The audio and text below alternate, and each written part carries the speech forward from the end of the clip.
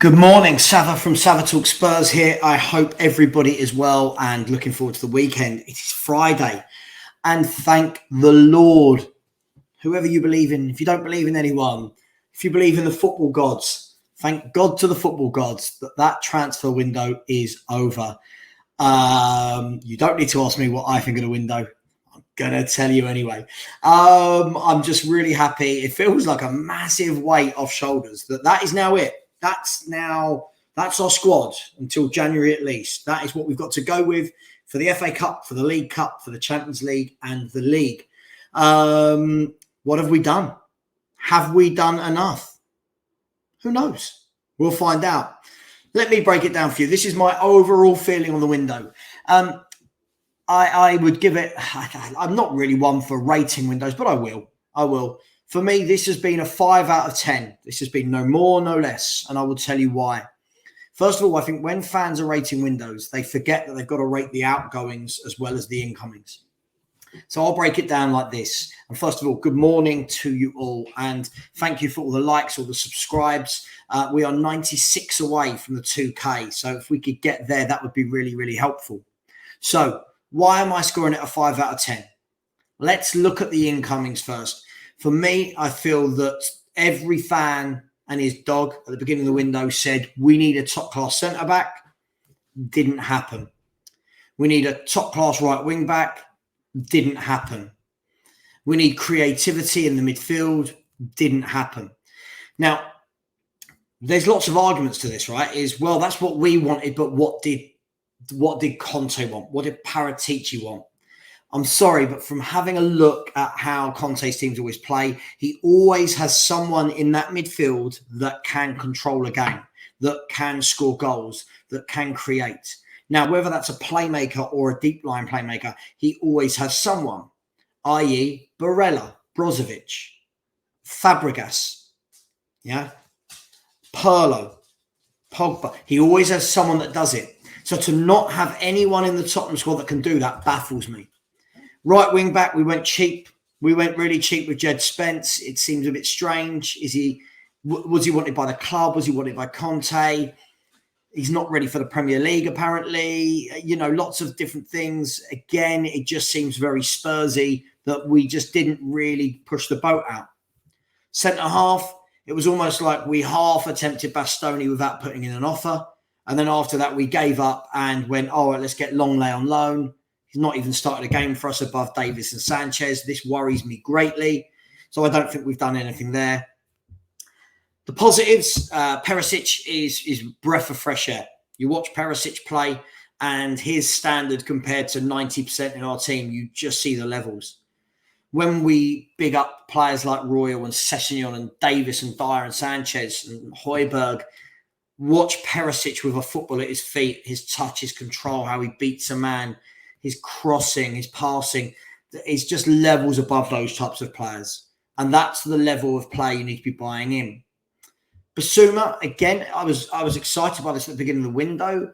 Feels like it's being very slow to integrate him. Didn't have the best of debuts, but that's fine. That happens to all the best players. Hopefully we get him in the midfield and see him stay in there. Lots of fans have said, though, they're worried about him playing in a 2 because he played in a 3 for Brighton. So there's lots of different things there. Other than that, I'm not enamoured by any of it. Richarlison is a good backup striker, no more, no less. But that's where most of our budget went, which is really, really worrying. Who else? Forster, yeah, cool. Backup keeper. So for me, I think overall it's been really underwhelming. I think Daniel Levy and Paratici have really pulled the wool over fans' eyes. And I think the fans that celebrate it and say it's a great window, most of the type of fans that go, and I just feel, aren't you feeling shortchanged? That we pay as much as we pay to go, and this is what they put in front of you. Where are the Alistair Goals, the Dan Kilpatricks, the Matt Hayeses that were all sat there and were talking about this war chest and what they've been told? We understand that a left centre-back is going to be the big signing of the summer. Didn't materialise. We understand there's a war chest. Didn't materialise. We understand this is going to be a window like no other to challenge on all fronts. Didn't materialise. It's just pushing a voice over and over again that is wrong. Don't worry, I'll take that one on the chin. I'm sure I'll get some bite back for that. So that's for me for the incomings. The outgoings, dreadful. Absolutely shocking from Paratici. If you are going to release 12 to 13 players and 9 to 10 of them are on loan, have you really done your job? Is that really successful for outgoings? Or is that kicking the can down the road? Next year, Roden, Ndombele, Lo Celso, Winks, Reguilon, Scarlett, yada, yada, yada. They're all coming back. They're all coming back, which is going to be next year's excuse as to why we don't sign. And we couldn't get rid of the Deadwood. Then you get the fans celebrating Romero. I celebrated Romero last summer when we signed him, not this year. And the club cleverly with their PR put out, didn't they, this week, oh, we've signed Romero on a perm. Well, we knew that. It was an obligation to buy. So that was, and fans celebrated it. Fans were like, oh my God, this is great. Why? We knew it. He's been our player for a year. Next year, we'll do exactly the same thing with Kulusevski. Mark my words, remember this chat. So all in all, 5 out of 10, not bad, not good, just it is what it is. I can't get excited by this window. The squad depth is non-existent. People want to kid themselves and say there's squad depth, but our squad is now 7 defensive players on the bench, a goalkeeper and a striker. Okay, you can bring in Hill or Moura to that, but I mean, that is really weak, really poor. So not for me. Our rivals don't have players like that on the bench. So really, really disappointed on that front. But a solid 5 out of 10. That's what we've got. The window's shut. Thank God. You can see the smile on my face. I'm really, really pleased with that. So as promised, I've said a window. When people are asking for predictions. Who's going to finish first? Who's going to win the cups? Top goal scorers? Where are Spurs going to finish? I've said a window. I will announce it. My predictions. And I'll put my name to this as well. If I'm wrong at the end of the season, which I'm sure I will be with some of it, then I'm wrong. But I will put my predictions out there now that the window is done. No more, well, if he signs, if that happens, it's done now. So here we go. This is my prediction for the season. As you can see, going across the bottom, I've predicted Man City to win the league, and I think Man City will run away with the league. I don't think this will be a 1-2 point title race. I think Man City will obliterate most teams. I think they'll drop the odd point here or there, but I think on the whole, they're just too good. And Erling Haaland just completely changes that game. So I'm going with Man City to win the league. I don't think that would be a surprise to anyone. I'm going to go for that dead club, Liverpool, apparently, in second. I think that they've got too much quality. I think at the moment, they've had a tough start, but yet only a few points behind us. For all of this, they're terrible, they're dreadful. They're a few points behind us. They've had a tough start. 10 injuries to their squad. Not many clubs could cope with that and sustain that. They've signed in now Artemelo as well. You've got Melo, Thiago Alcantara, Fabinho, Henderson, James Milner in there. You've got Curtis Jones, Harvey Elliott, Fabio Carvalho, who I think is a very good player, by the way. The sort of player I'd love Spurs to sign. Him and Elliott, I think, are going to have great seasons for Liverpool. I really do. I think they're two fantastic talents. Very, very good footballers. Carvalho's already got 2 goals this season from midfield. Then when I look at their attacking options, Núñez, Salah, Mane, Firmino, Jota, there's just so many goals in there, so many assists, so many goals. I think they'll go on a run. Cream rises to the top, and I think Liverpool will finish second. Now, here's the one where everyone was telling me Spurs will finish third. I've got Chelsea to finish third, and the reason is this. Yeah, they've not started the season well, but what they have done is they've bought well. They've bought lots of players that go straight into that first team. Cucurella, Fofana, Koulibaly, Zakaria, Sterling, Aubameyang. Once they get all of those players bedded in and they've now got a goal scorer, I think Chelsea, again, the cream will rise to the top, and I think they've got squad depth. When you look at the depth now they've got in defence, in midfield, they've got depth. So for me, I think Ziyech is still there, if I'm not wrong. I don't think he left anywhere. So you've got Ziyech, Sterling, Havertz, Mount, Aubameyang, Broja.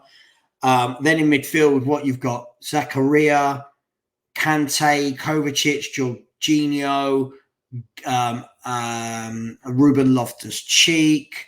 And then you look at right wing back, they've got Azpilicueta and Reece James. Left wing back, they've got Cucurella and Chilwell. Centre halves, they've got Chalobah, Azpilicueta that can play there.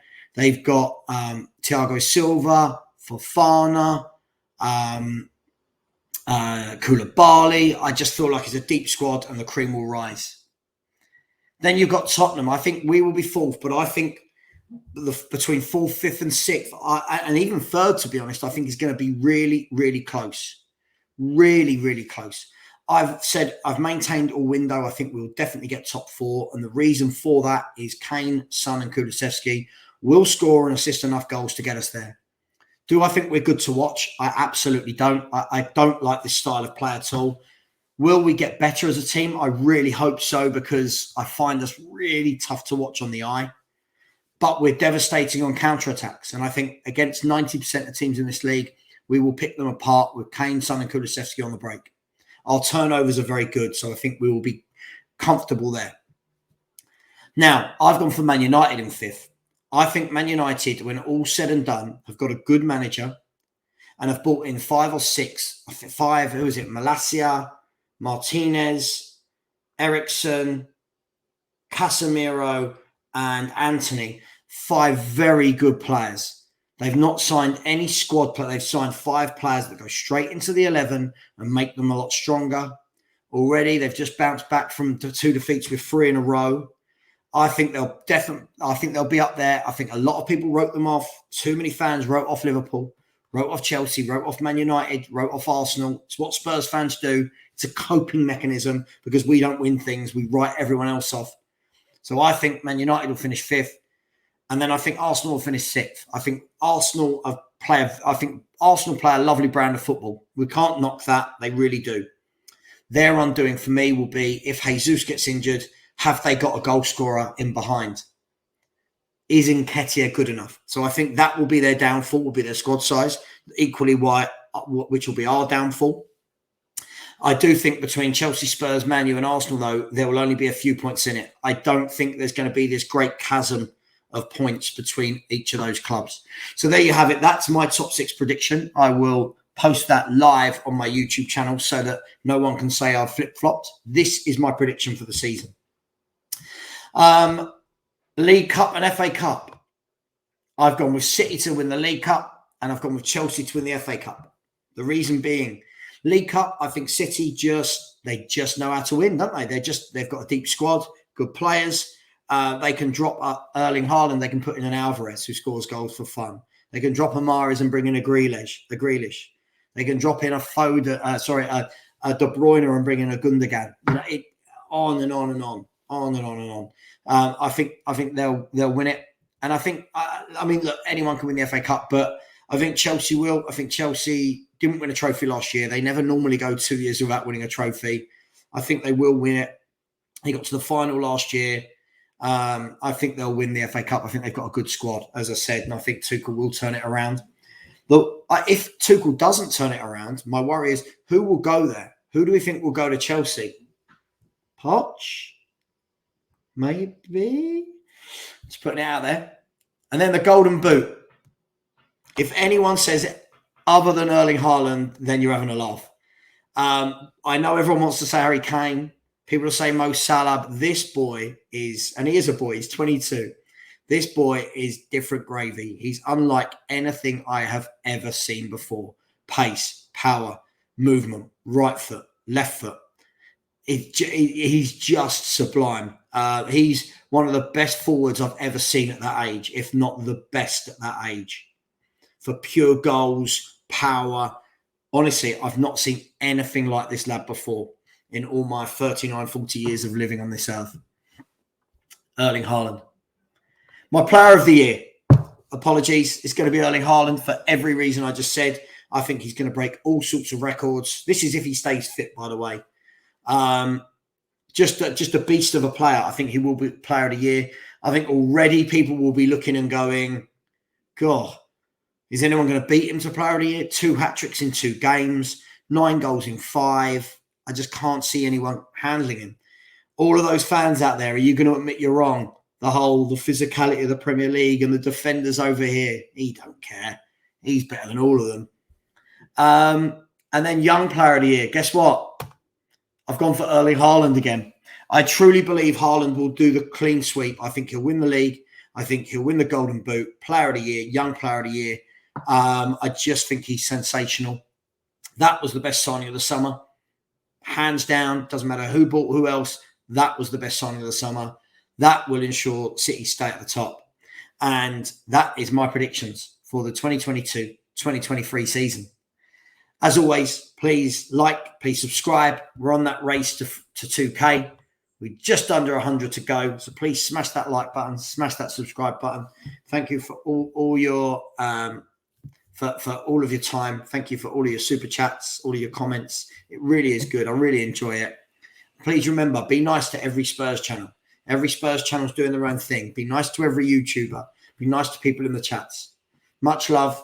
And as always, come on, you Spurs.